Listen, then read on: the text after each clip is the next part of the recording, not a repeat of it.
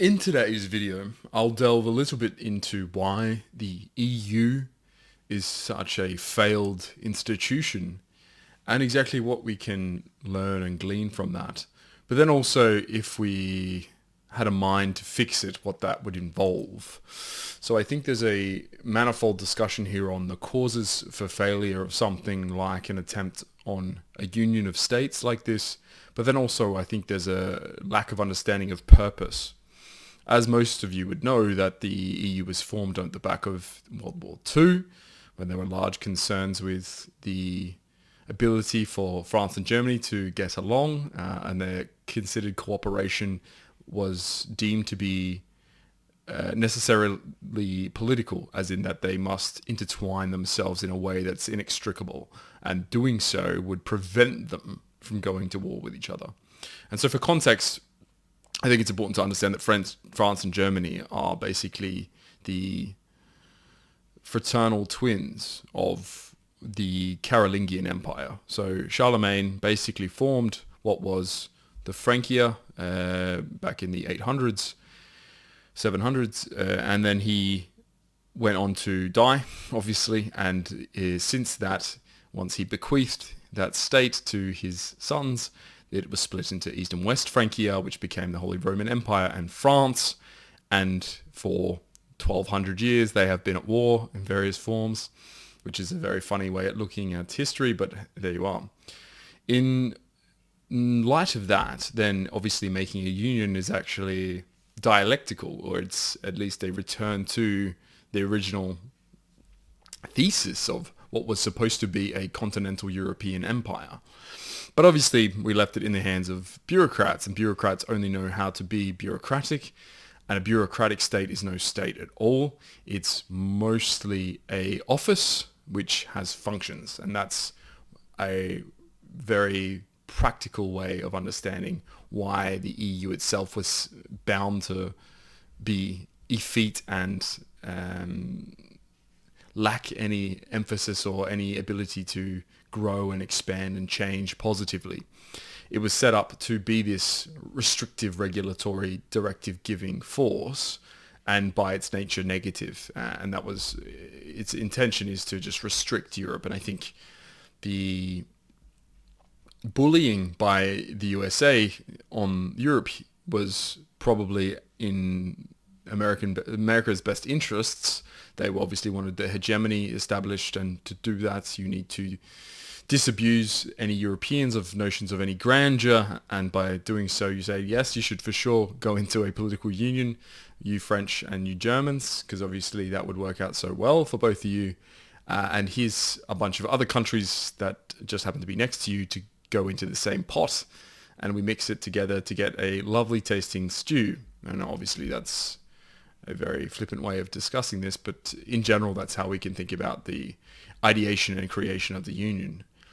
A good union, so, and it's not to say that unions are bad in general. You can have good unions. I'd say the Great Britain or the United Kingdom is a good union. The Federal States of America is a good union. Even Germany itself is a good example of a union, and the Holy Roman Empire is probably why, well, current Germany exists in most of the form that it does, but it's to understand that the definition of a union can be very liquid. It's not so fixed and crystallized, and that it doesn't necessitate that you have to have this bureaucratic morass above it weighing it down. The idea of a union can be much more productive, and I think synergetic, or at least have a fusion which both culturally, economically, and socially makes sense, and it enhances those countries or those states that go into it.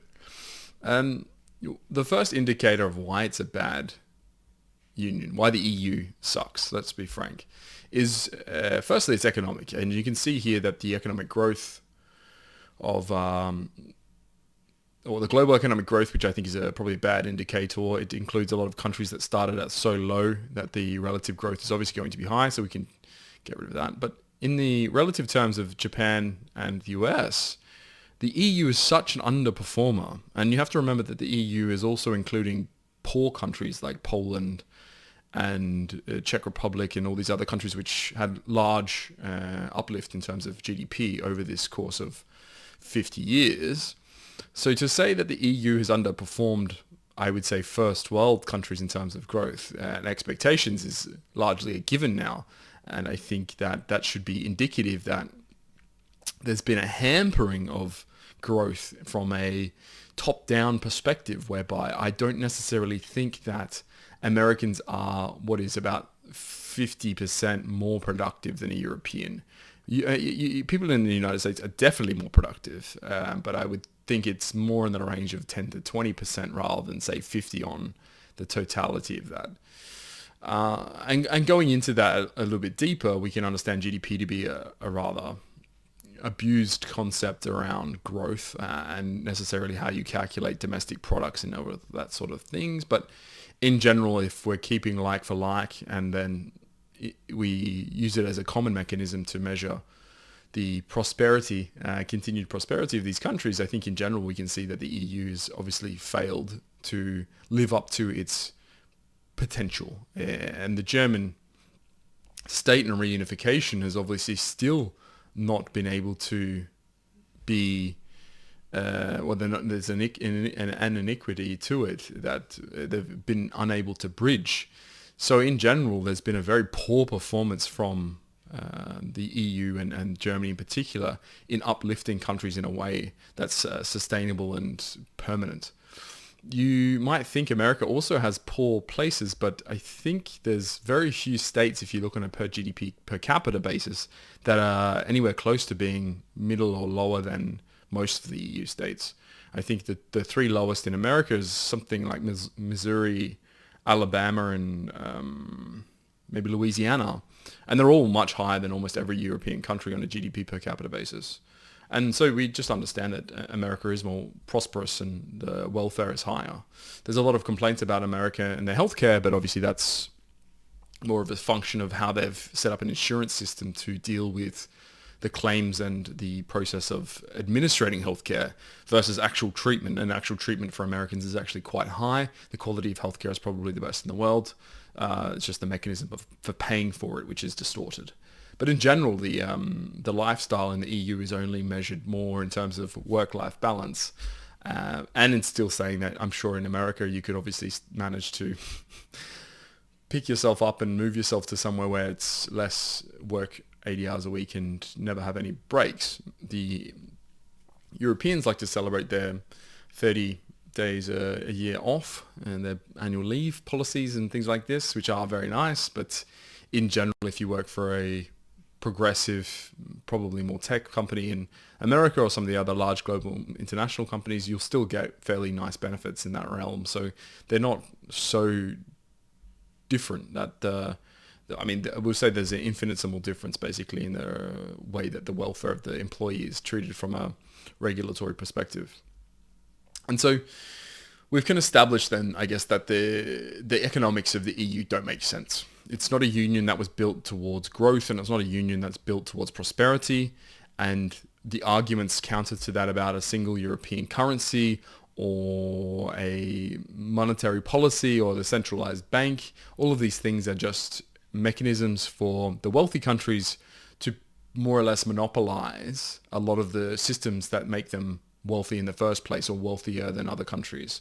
It's easy to use your economic power and leverage it in a way that makes other countries have to perform in certain ways. So we saw this most evidently with the Greece fiscal dilemma, whereby the Greeks had borrowed up to, I think, 200% of their GDP and were incapable of paying it back. They also had a declining GDP. So the worse your GDP gets, but your debt obviously is larger. So you have to do a restructuring of your debt. And if you've bankrupted the country effectively, then you'll need to reissue new bonds.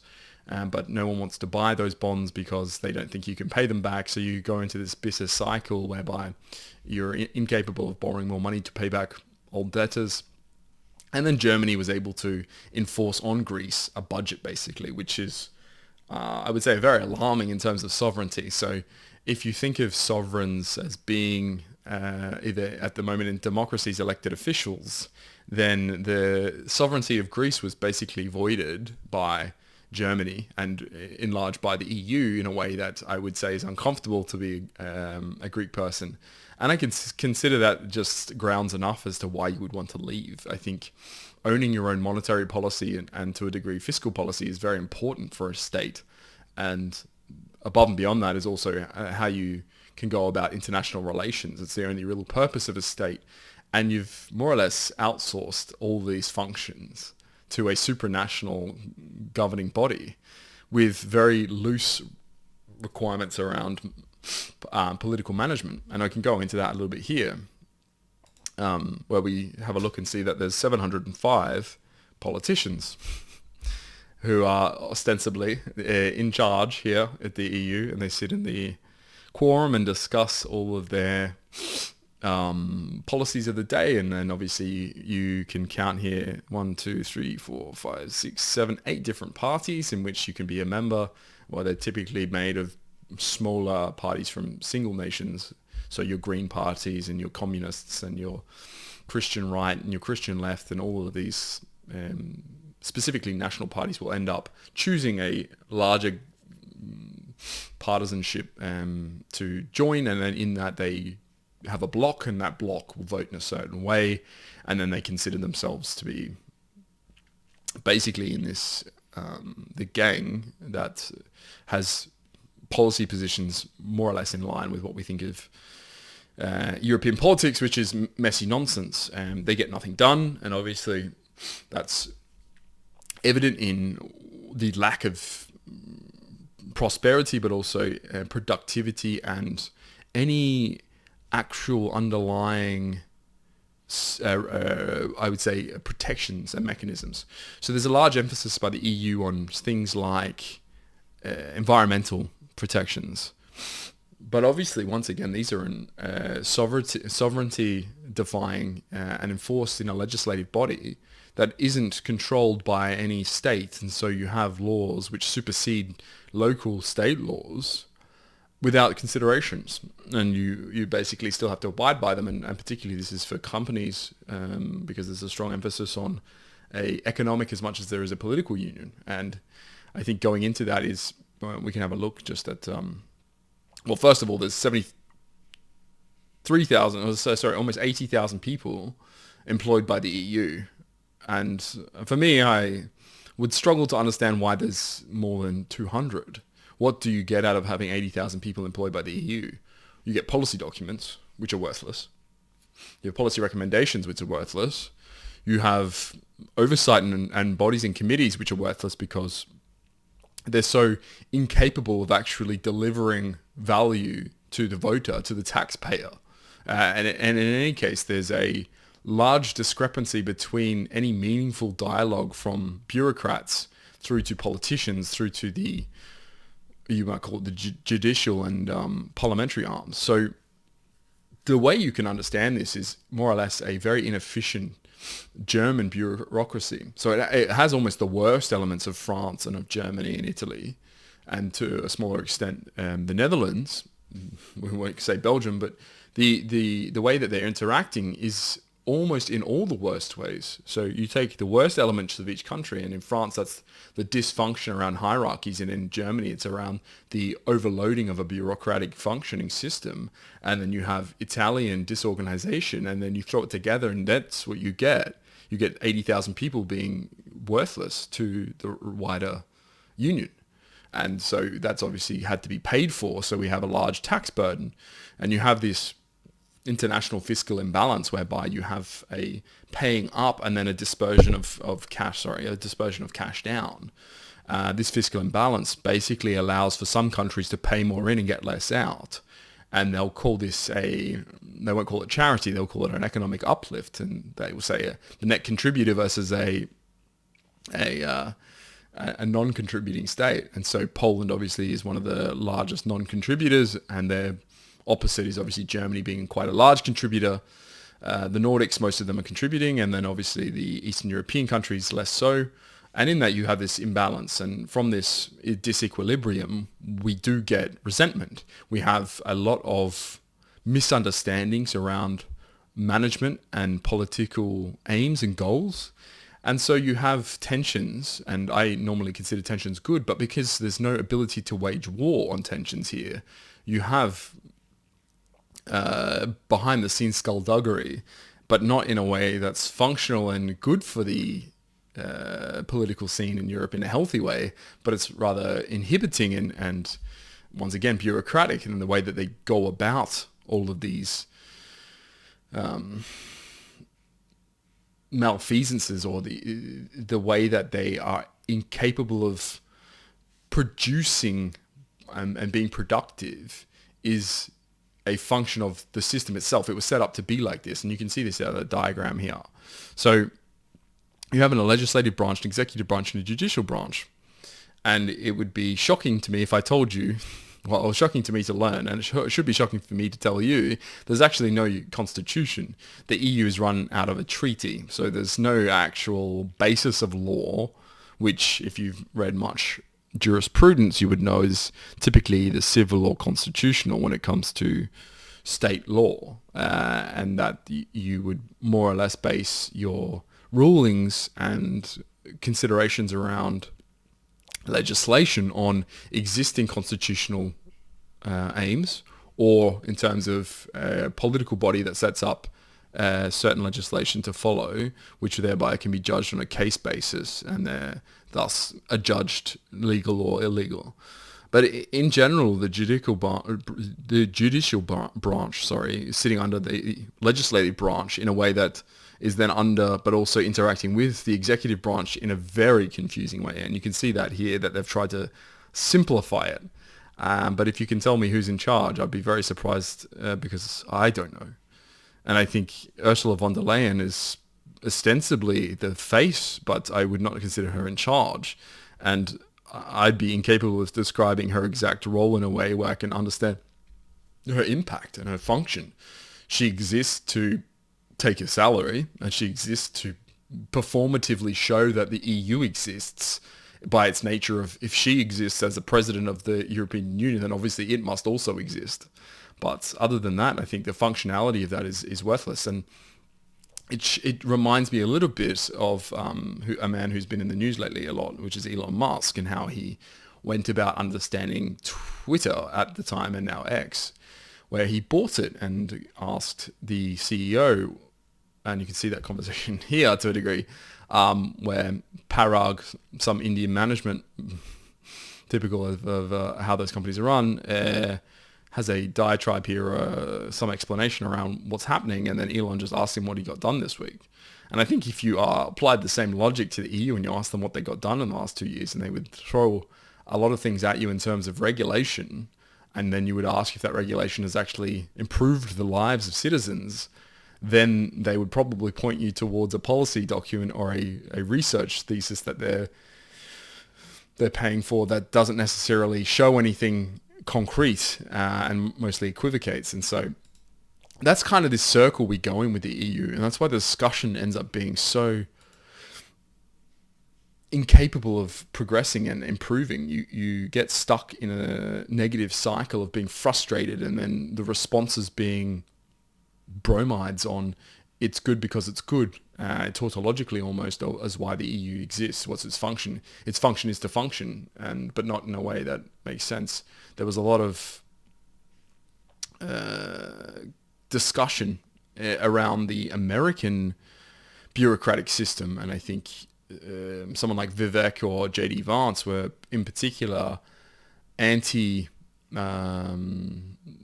the ponderous nature of the government. They were basically anti-bureaucracy, or at least anti-federal overreach. And in that, it's a lot about how many civil service or bureaucrats you employ, and what they actually do is make work for themselves.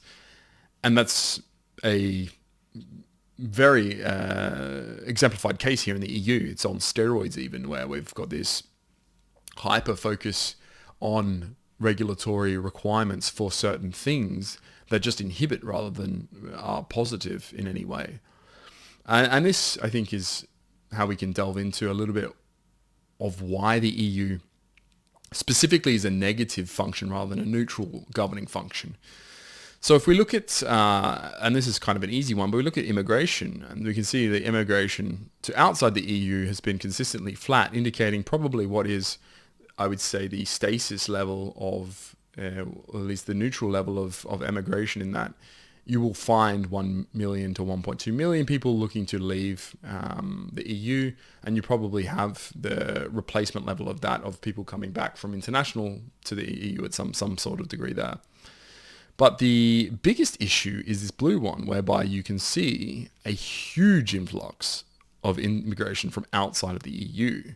And if we think of equivalent countries of people who would move to the EU to benefit the EU, as in countries who have equivalent GDPs, cultures, and education levels, if we should make it very simple, then you're talking probably about Australia, New Zealand, UK now, obviously not then, and then America and Canada. So you have, or maybe Japan, but then so you have maybe 7 nations worth 500 million people of potential immigrants.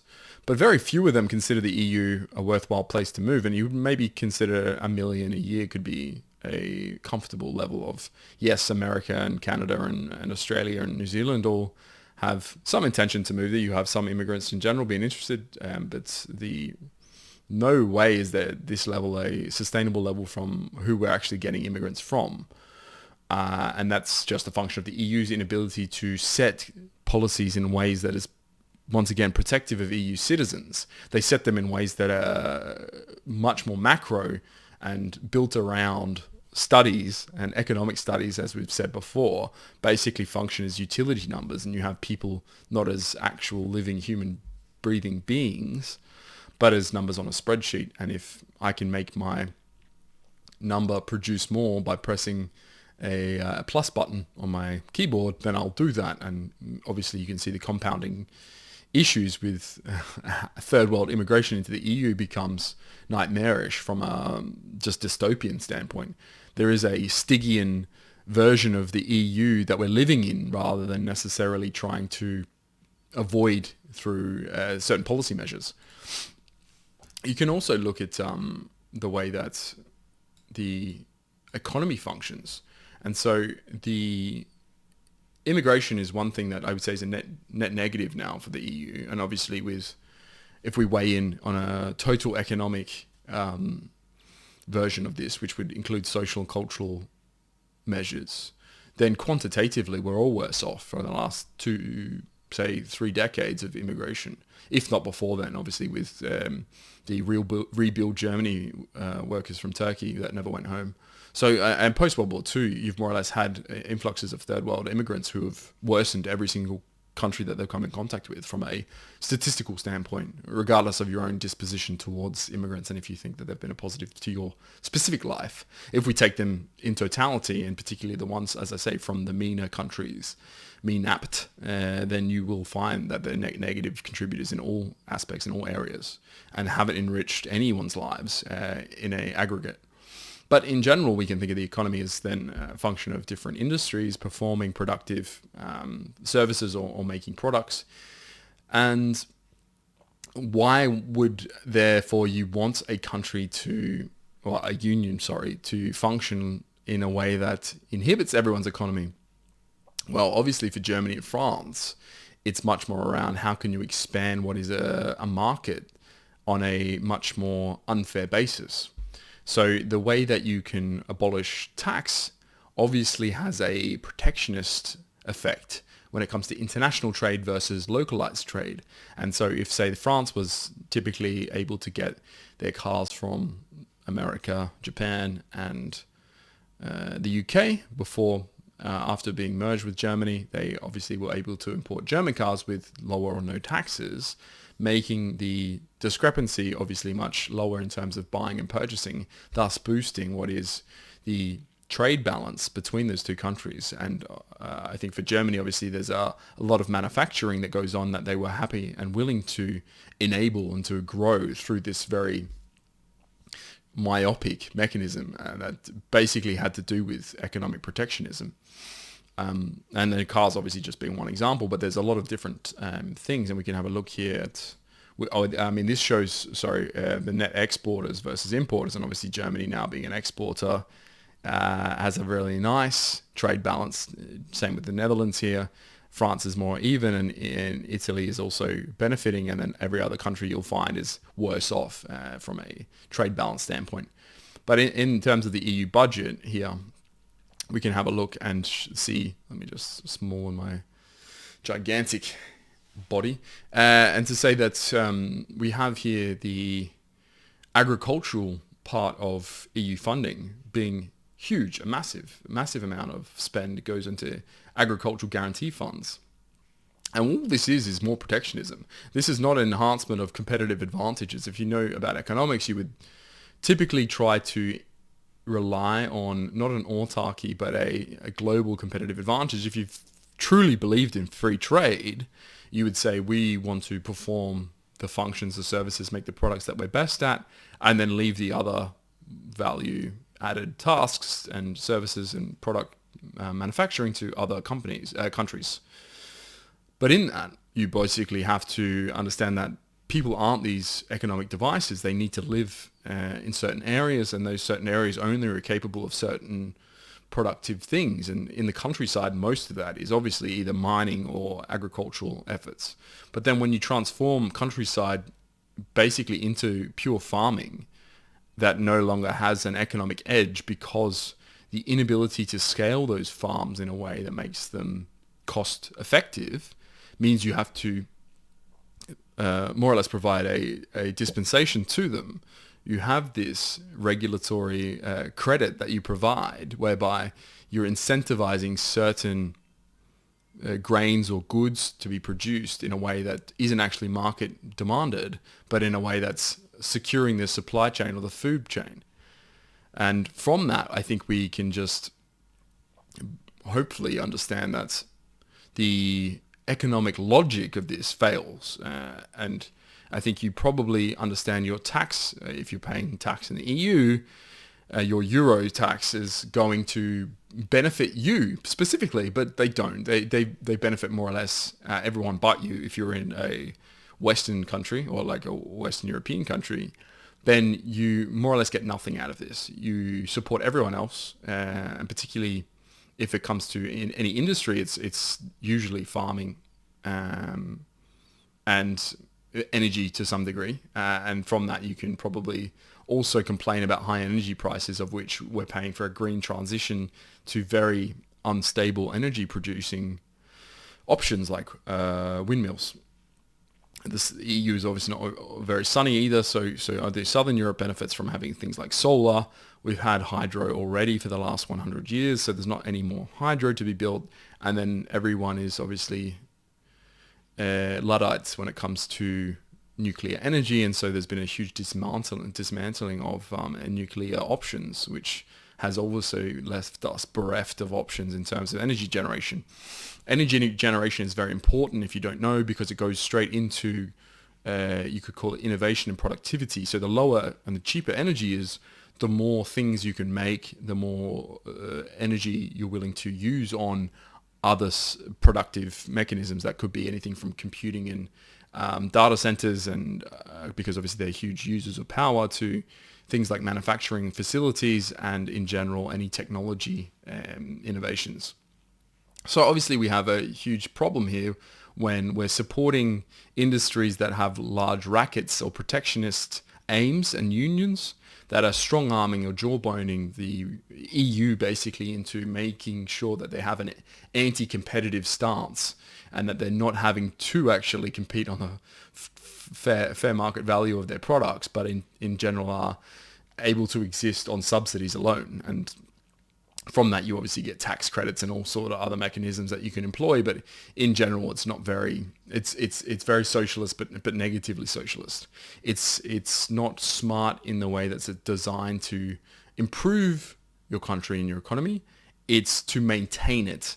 And obviously we know that if you don't grow, you're actually losing, you're decaying. Inflation and entropy exist in such a way that you actually have to grow and improve to actually maintain in a real sense. And real here economically meaning against inflation. It's also a problem with the elasticity of the demand of certain goods, particularly things like education, but also more common goods, and that can be anything from forestry and mining, which is fairly limited in the EU in general, so not very much natural mineral wealth exists across Europe versus other continents like Africa and Asia, and to America to a good degree. And I think just before I leave this ugly pie chart, I will comment once on the EU's dysfunctionality in terms of what should be one of its largest spending criteria, which is defense. And the EU was set up in a time of the Soviet Union and American Empire bipolarity, and you had them squished in the middle basically as this buffer states, and the Iron Curtain more or less butted up to what was Central Europe, and in that you had probably what was a arms race effectively between America and Russia at the time, the leading Soviet state. And from the collapse, you understand that the European mindset was one that was completely defeated. So they had no ability or appetite to think about defense in a way that requires things like spending money on a standing army. It was not in anybody's mind to rearm Germany. And because of obviously there's a large fear that Germany, because they're so effective when they do have an army at conquering and fighting, that it's best that we try to avoid that.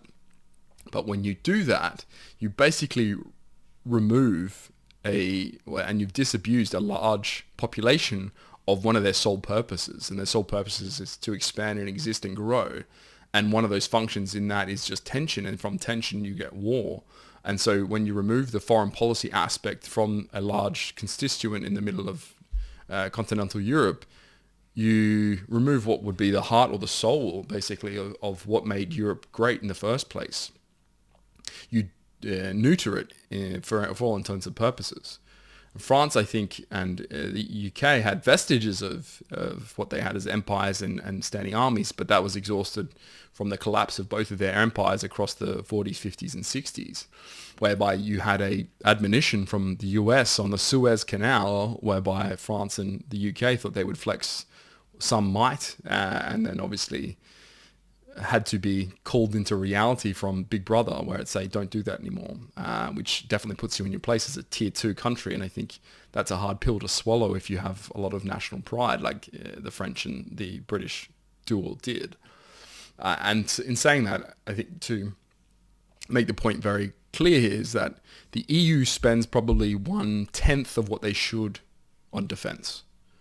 And they probably have a standing army incapable of actually defending themselves from any other properly coordinated fighting force. And that I would say that usually would result in a rearmament. But because obviously the appetite is still no longer there, then you are forced to suffer through what is basically impotent foreign policy. And the EU being the leader of foreign policy, then you more or less have to kowtow to what their whims are. And now that I've shown you how the money is spent, I'll show you how the money is raised. And the money is raised by having very aggressive tax rates. The tax rates from private income are probably globally the highest in the world in Europe. And in general, there's a large tax burden on the entire employed person base. You have very generous social systems, and so they require funding, and through funding of the welfare state, you need taxes, and taxes mostly are burdensome to the middle class. And so if you have a healthy middle class, usually that indicates a growing country, and if you have a stolid, decaying middle class, that is obviously the inverse to that. And we have what I would say is the trajectory of a decaying middle class, because you have a range of poor spending initiatives. So the fiscal idea of I'm going to continue to spend more money, my budget increases at a state level and an EU level every year, rather than reducing spending and then giving people money back. There's no notion of this in government. Government exists to produce more of itself, and itself is an inefficient spending machine. And so in that, you then obviously require more taxes, and more taxes are found only usually on people, because people pay taxes and have done forever. Kings have taken a percentage of produce historically, and then obviously when you flip to modern states, they require that you pay taxes in many various forms, particularly around either corporate taxes, income taxes personally, and then goods taxes, sales and trading taxes. And so the two massive taxes here basically exist on the people. So we are forced to bear what is large income taxes in Europe and consumption taxes. So we're actually being, you could say, double taxed. So after your salary's been taxed, you go out and buy something, and that also has to be taxed. So your effective spending is reduced twice, if not several other times when you consider other taxes, but we'll keep it very basic here. They also expect you to save for your own pension, because obviously they know that social security is no longer functional. It's not a system that actually can support a large amount of people growing older, being weaker and more unhealthy for a longer time. And so this large tax base starts to shrink because people are not incentivized to continue to work and earn more. And you can see countries, particularly Denmark here, like 56% effective tax rates, and Sweden with 53% effective, France 55%, Spain at 54%. These are extremely burdensome. And I think if you know anyone who earns a lot of money, then you realize that they actually work quite hard typically, and in the range of, do you want to punish your hardest working people and the smartest people? Because if you do punish them enough, they will either quit or leave. And when that happens, you obviously are incapable of taxing them. And if you lose that tax, then you lose their productivity. And if you lose that, then you have a shrinking GDP per capita, but you also have brain drain. And that typically is siphoned out by countries like America, where they're not willing, or the purposeful use of taxes is much more built around productive measures rather than punishment and punitive measures. And so the EU is a party to this, in that there's a lot of burden on taxpayers, particularly in this Western European sphere, to then also pay for the, you could say, having to discount the actual growth of Eastern European countries in the name of equality, I think, is probably what they would say. And that we're all better off. A rising tide lifts all ships. But as I say, like, I think the workers themselves are typically pretty productive in Europe. When you have innovation indexes, you'll find a lot of the top countries end up being Western European. And that's obviously because the Faustian mindset is around innovation and exploration, and that we exist to build and grow and advance. But taking advantage of that is another thing. And when you look at the largest companies, and you would think normally if you're an inventive race, then you can be commercial using that ability that you have to invent and then grow, would result in economic prosperity. But unfortunately, as you can see here, that all the largest companies are either American. Here's a gas station. You have a Taiwanese chip maker, and then a Chinese monopoly conglomerate. And other than that, the rest is American technology companies. And if you took the top 100, there might only be 10 European companies on that list. And most of those will be very old companies, which have a stark difference in approach to around innovating and growth, versus American companies, which you see much more rise and fall over long periods of time because of the risk appetite and also the mindset. And so this inability for Europeans to commercialize and economize their own intelligence and productive capabilities is embarrassing. And I think the EU is one large factor around the inhibition of this. And I would say the EU should be able to be removed from almost every single company restriction and regulation. There should not be oversight supranationally for any company. It just doesn't make sense. It needs to be a very state centralized thing, and having the EU having to mandate certain things is just nonsensical. Before I go on for too many hours here around why I feel like the EU is worthless, we'll say And to be very frank here, the EU didn't have to be worthless. You could have had a very strict and beneficial union here, but it would have required a singular polity and a singular sovereign, in that you have a united political aim governing people in a way that's a very measured approach of the union exists as a function of the people who exist under it. At the moment, you have the bottom up, which does not work. You cannot run any organization effectively bottom up. It's so bizarrely stupid. You would have to question the logic that went into it. And obviously we can look at why that is. But in general, we see here, sorry, that was an aside, to digress, we go and say, like, the impact of all this prosperity the EU tells us is existing and has been promulgated and then thereby birthed and gestated in this lovely union, then we can see that the total fertility rate is completely crashed. And so modern women are not willing to have children. They just don't see the need to have, and if they do have more than one or two. And that's borne out in these total fertility rate data sets, where we can just see that there's a large lack of interest in having babies. And if you are in a prosperous country where everyone's thriving and thinking about the future and wanting to participate and grow, you have the corresponding baby growth. Now, obviously, in some countries that are underdeveloped, you have baby growth because there's a lack of access to healthcare and anything that you would call a prophylactic. But the wealthy countries and rich countries, you would consider at a certain level, once basic needs are met, then you would want to have children because it's a super important stage in life and it benefits you massively. But obviously that's not the case, and everyone feels as if bringing children into the world in the EU is actually not worth doing. And you can read some studies that the EU obviously commissions where they go into why that is. And I just took an excerpt here in one of the graphs as to what that means from a structural standpoint, because obviously they go at length to say that they're unsure as to why that this low fertility rate is happening, but there definitely should be policy measures which we can address it with, because as if the EU exists in a way that's ever going to be able to encourage birth rates again.